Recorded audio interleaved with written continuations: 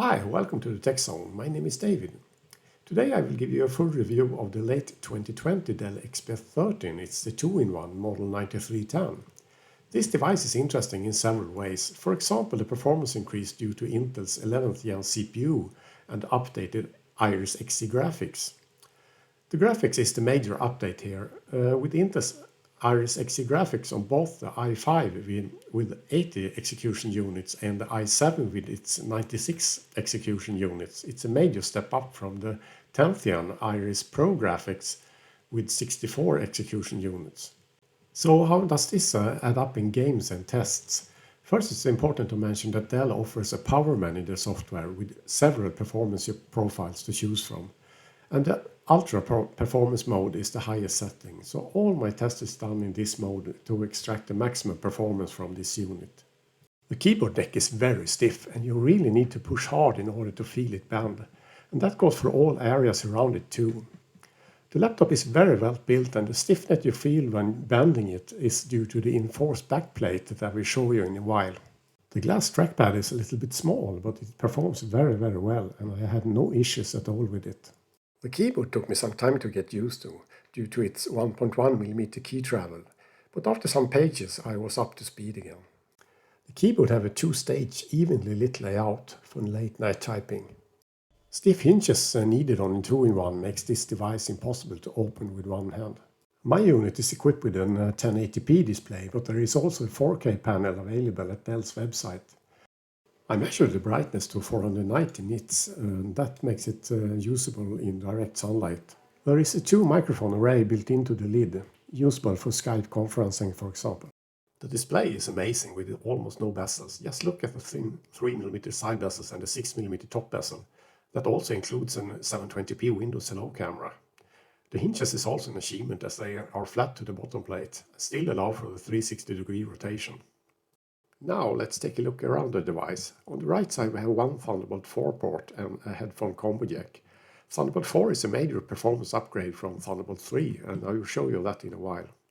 The limited port selection is no better on the left side with only one Thunderbolt 4 port and a micro SD card reader. The possibility to extend the amount of storage was very important for me as the maximum SSD size is only 1 TB.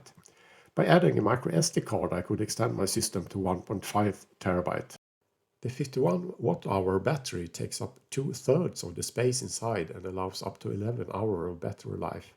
The cooling solution is very interesting as it includes a vapor chamber, something you probably have seen in high-end gaming laptops. The 2-fan system is very silent in normal use and it cools the system very well. The major downside is that nothing is upgradable, everything is soldered onto the motherboard. We have only 2 downfiring speakers on this system and that is a bit of a shame. This is the backplate I mentioned before that gives the laptop enforced stiffness. If you find this video useful, please subscribe for more and a thumbs up would be great. A touchscreen is necessary on a 2-in-1 and this one is very responsive and I use it daily when reading a newspaper as zooming into parts of an article is so convenient. Consuming media on a device like this demands proper speakers and the speakers on this device is okay. It's not that punchy bass that you can have on other systems like Lenovo Yoga 940 or so. But it's quite good. Let's just check out how it performs. Just let the power move through you. The whole world is in your grasp. Dark times are coming. It's time to choose your side.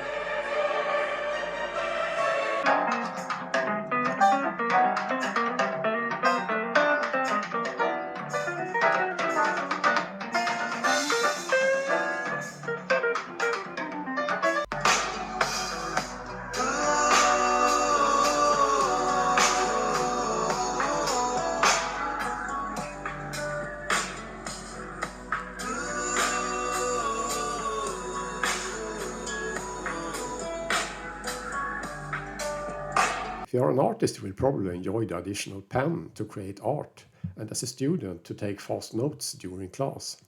My skills, however, is very limited as you can see. Since the weight of this device is 1.3 kilogram, you will probably need some kind of support if using it as a tablet. Sitting like this with the tablet resting on my leg is my favorite way to consume news media. The next part of this video will cover performance, and we will start with 3D Mark Firestrike, and the total score here is very impressive, as we will see when comparing it to Intel's Ice Lake SoC. The temperatures are reasonable, much due to the new vapor chamber cooling, as you can see from the maximum of 81 degrees Celsius.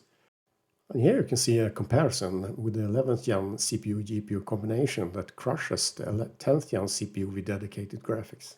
Here in TimeSpy we also have high scores, and comparison with the 10th gen CPU rocking dedicated graphics, it's quite clear that the newcomer takes the lead. Attaching this laptop to external graphics will give similar performance to the best gaming laptops. It's of course the graphics score that will dominate, not the CPU scores. I promised in the beginning to show you how the improved performance that Thunderbolt 4 gives. Check out the graphics numbers. The Dell XPS 15 connected to an external graphics with a hexa-core 10750H against Dell XPS 13 connected to the same eGPU. It's a 14% lead for the XPS 13, that's amazing. Here we have the 3D Mark score and a comparison with the 10th gen CPU with Iris Pro graphics. Running Cinebench R20 will push the system to its limits. Both the CPU frequency and the thermal load will max out. I have not come close to an application that will run on all 4 cores and the threads at 100% load for this long. The multi-core CPU score at 2152 is very good and not far away from the i7-7700K CPU. And the last performance test is Geekbench 5, and you can see the single and multi-core scores here. At last, the gaming test. First, GTA 5 at 1080p and normal settings in the built-in performance test tool. And I'll shut up and let you enjoy the ride.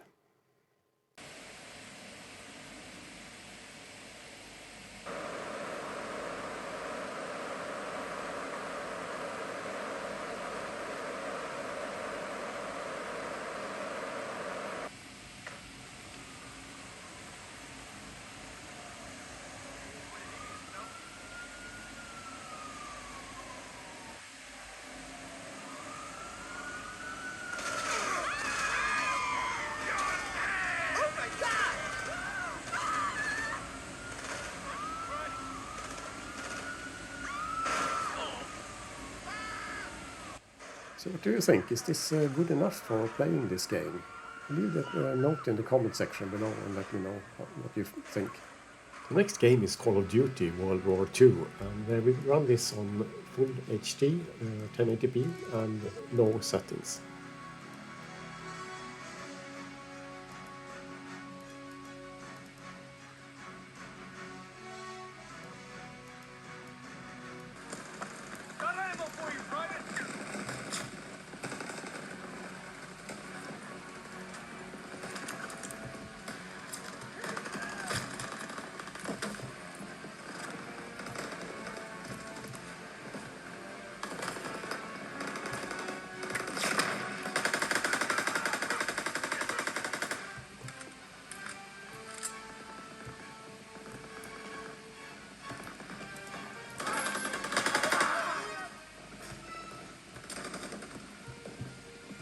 I got ammo!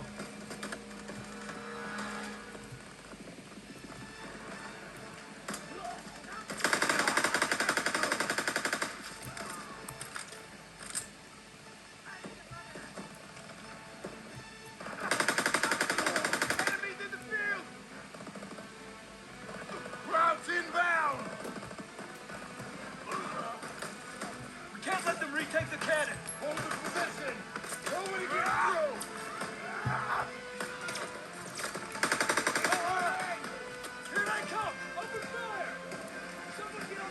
I'm not good at playing this game, as you can see. The frame rates are low, but I can't detect any lag. I'm interested in your thoughts, so please share them in the comment section below. I hope my video has been helpful, and I hope to see you in the next one. Bye bye.